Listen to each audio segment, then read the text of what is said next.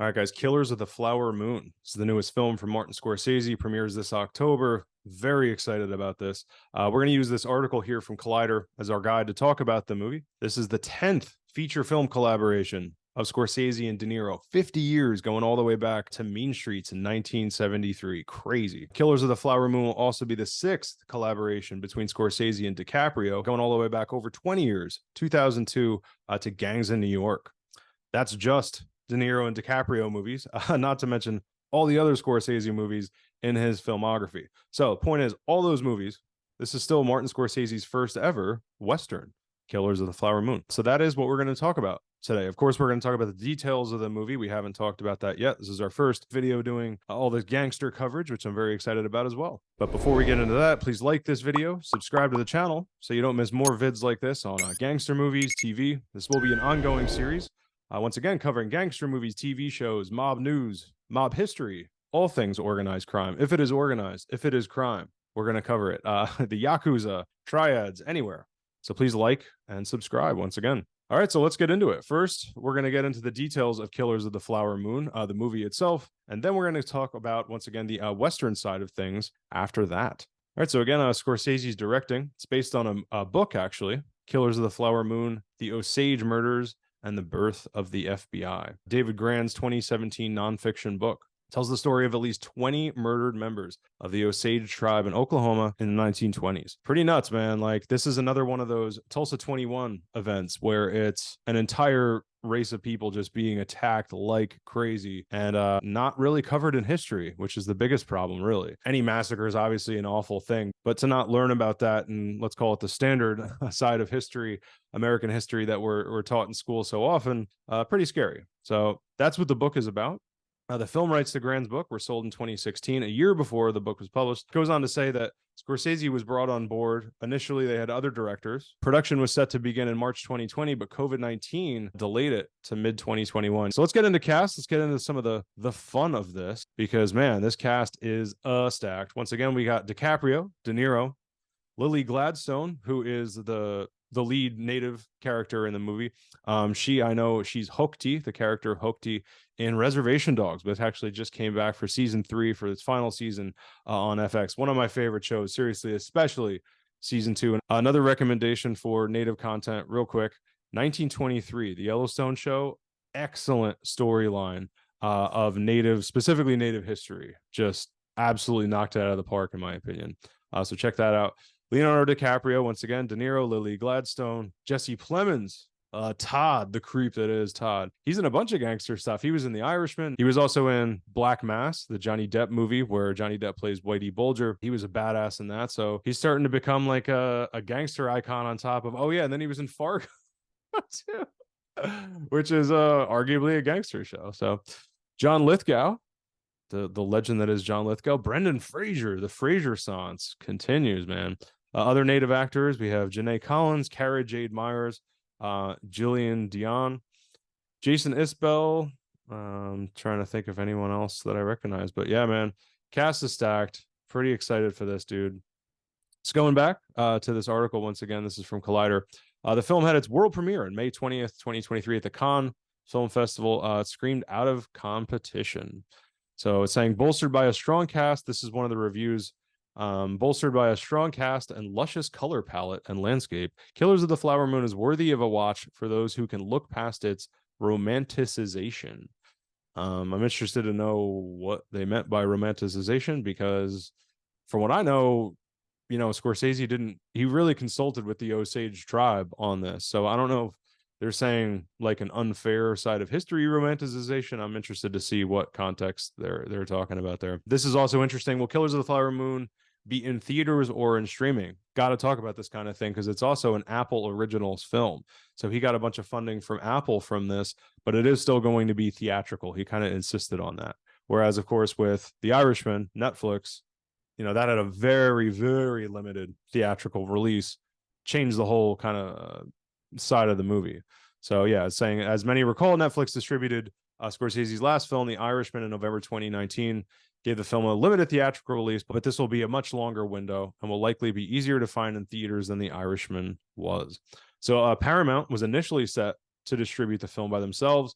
Budgetary concerns once again, so I think that's why he teamed up with Apple. Check out the trailer for Killers of the Flower Moon. I just rewatched it right before hopping on here. Definitely got to do that. Pretty good, man.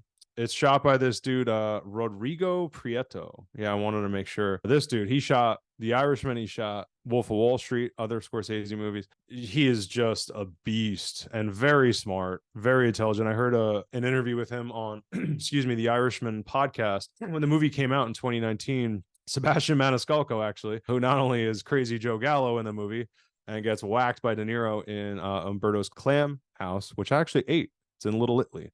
Different location. Anyway, also a big comedian. He was the host of that podcast, and they had Rodrigo Prieto on there talking about how they shot The Irishman.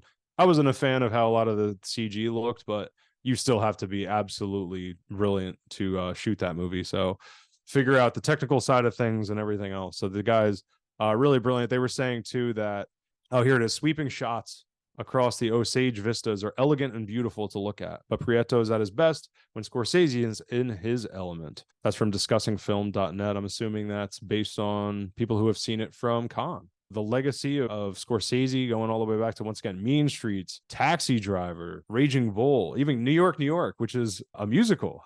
That's like a gangster musical. And De Niro is in that. So let's talk about De Niro's character. Plays William Hale. This sounds pretty interesting. A villainous cattle rancher. This is some Yellowstone shit right here, kids. This is some 1923 shit. This would have been literally a character. It's like, this is 1920, 1923. Okay. See where I'm going? Again, this will be the 10th collaboration between Scorsese and De Niro. Damn. This is a quote from Lily Gladstone. This is not a quote from De Niro. So this is an interesting quote. Again, Lily Gladstone plays the native character, the love interest of DiCaprio. So she's the main native character / love interest of DiCaprio, who, you know, represents this DiCaprio being torn between essentially the white man and letting these people have their great wealth of oil being discovered on their land. So, which we probably also should have talked about already real quick. It's about oil gets discovered on this Osage tribe in Oklahoma, discovers a shit ton of oil, gets super rich quick because that's how oil works. Long story short, the white man swoops in and wants their side of the money, or, you know, whatever, man. Any story of people getting rich quick, there's going to be some other group coming in to take it. So this is interesting about the attention to detail of and sensitivity of this historical event from Scorsese to the Osage, according to Lily Gladstone. So who else is going to challenge people to challenge their own complicity in white supremacy with such a platform as this man here? Other artists are doing that work. People listen to what this one says. So turning the lens, turning the big lens, the most golden lens, into areas where our communities, we're speaking of the 1920s Osage community. We are talking about Black Wall Street, Tulsa, which once again, that was Tulsa 21. And why the hell does the world not know about these things? Our communities always have. It's so central to everything we know, how we understand our place in this world. We need these allies. So she's essentially saying, haven't been teaching these events in school. It's good that people are actually going to listen to people like Scorsese, and now we'll get this side of history. You know, I mean, real quick, I don't want to get too bogged down with stuff like this. I do worry that it's going to be a little too, let's just hate white people for the sake of that. But I don't think Scorsese, has that perspective here. I really think it's just, let's just see the real side of this history. Because gangs in New York, it wasn't like against Irish or Italians or the natives, as they called them, were really just the white natives of New York. He seems pretty honest about these things. So that'll be cool to see in a world of, let's call it the woke debate. It's cool that this might be a little refresher of, let's not try to take sides and just look at it for what it is and the lesson for what it is. DiCaprio plays Ernest Burkhart. That's Hale's nephew. So he plays De Niro's nephew, who struggles with conflicting loyalties towards his Osage wife and powerful uncle. So again, Lily Gladstone is his Osage wife. The movie also stars Academy Award nominee Jesse Plemons. Jesse Plemons is the FBI agent. So Plemons' character has been on the rise in the last few years, and he's previously worked with Scorsese and The Irishman. We talked about that. I guess we'll talk about now those are the broad details. We have plenty of time to talk about this movie more. We have all the way until October. Speaking of which, actually, we have our next video is going to be Lily Gladstone said Killers of the Flower Moon isn't a Western, at least not in the way you think. So that will be our next video and talking about that. But before we end, once again, we do want to talk about how this is his first Western. So pretty interesting. I mean, you think about it, the guy's from New York, Scorsese, he's from the East Coast. You have people like Taylor Sheridan. You have people like the Coen brothers who are from Texas. Taylor Sheridan, who does Yellowstone, literally like one of the best ropers in America. Apparently, he like placed as a cowboy, a real life cowboy.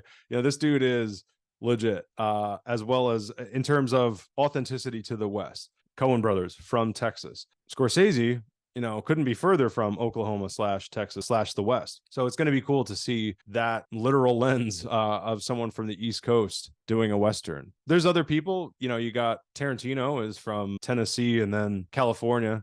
He's done his Westerns, but this is going to be, aside from the obvious, yes, Scorsese is a much different filmmaker from Tarantino, but aside from the more obvious stylistic things, I don't think he's going to take the Tarantino approach of going like, let me make a almost genre Western. This is more, let's look at a time in history that happens to take place in the West. I think that's going to be the big distinction here. But man, again, with this Rodrigo Prieto guy who can shoot the shit out of some movies, I love camera work, especially now that the deeper I get into filmmaking. I'm really fascinated to see Scorsese's spin on the West, visually specifically. It's just going to be gorgeous. I can already tell from the trailer. This is another thing we got to talk about real quick. Running time, man. 3 hours and 26 minutes. Like I was saying on a recent video we did for the Dark Knights 15th on our other YouTube channel, Above Batman Beyond. Please subscribe, like that channel too. But yeah, we talked about the Dark Knight's 15th and Oppenheimer because, of course, that's Christopher Nolan as well. I brought Scorsese up immediately, specifically The Irishman, of going like, with Oppenheimer, I'm glad that Chris Nolan's interested in historical dramas and meditative space operas. I also would like to get back to anarchistic clowns burning piles of gasoline and kind of more stories that unfold and twist in certain ways that doesn't need to be like a Twilight Zone twist. It's just, I would like it to unfold in more interesting ways than Oppenheimer's mostly people talking. It's like 70 millimeter IMAX of a 6-foot version of Cillian Murphy's eyeball. I mean, okay, cool. But I don't need that to be going on for 3 hours. So if you want to do that, I like that you're being ambitious and taking these swings back to Scorsese. Did The Irishman need to be 3.5 hours? It just didn't. And I'm concerned this might not. Clearly, it's an epic historical Western, so you could see the importance of that. And in terms of the length that it takes to tell the story, but we'll see. I mean, he is Scorsese. We should talk about Eric Roth. Eric Roth wrote the movie. He also wrote Dune. He wrote, again, and it is based on a book by David Gran, but still, he wrote Dune. He wrote Forrest Gump. He wrote The Curious Case of Benjamin Button. He wrote Mank, which was the biopic type thing by David Fincher, that Netflix original. I think it was a Netflix original. This guy wrote a lot of stuff. He wrote The Good Shepherd, which was another De Niro movie. They got a legit, cast and crew here, man. You can't get more top notch than this. So here's another thing I wanted to talk about before we go. You hear Scorsese's making a movie. You hear Ridley Scott is making a movie. Any of these big time directors that are still around. Coppola is still around. I don't know really. He was supposed to make, I think, Metropolis, whatever it was. Anyway, I treasure even being able to report on news like this because we don't know how much longer we're going to have these people around, man. It's like we lost Paul Rubens the other day. Pee Wee Herman, that's the boy child of the 20th century. It's crazy, but dude was 70 years old. Yes, he died of cancer, but he was 70. Scorsese's probably going on 80. Ridley Scott's over 80.